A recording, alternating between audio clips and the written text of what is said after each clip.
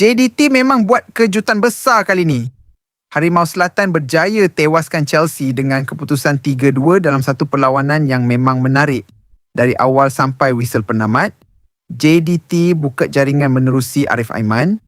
Dan yang lagi menarik, Arif sekarang dah pakai jersey nombor 10 dan juga diberikan tanggungjawab sebagai kapten JDT.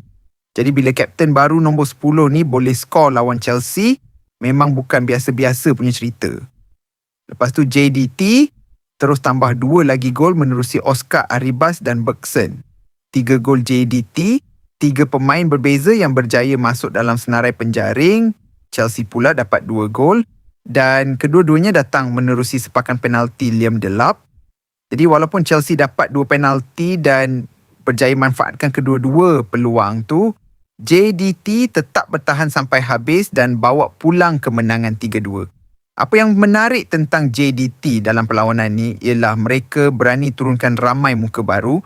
Kita nampak Stoichkov, Carlos Acapo, Kevin Medina dan Shahab Zahedi diberikan peluang untuk beraksi.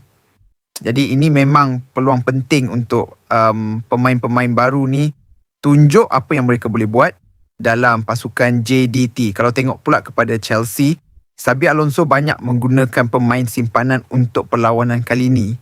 Sebab beberapa pemain utama mereka seperti Cole Palmer, Wesley Fofana dan Danny Welbeck sebelum ni dah beraksi ketika Chelsea menang 3-0 menentang AC Milan di Indonesia semalam.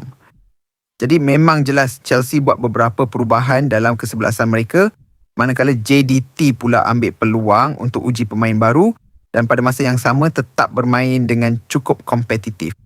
Tapi apapun keadaan Chelsea, kemenangan ni tetap sesuatu yang besar untuk JDT.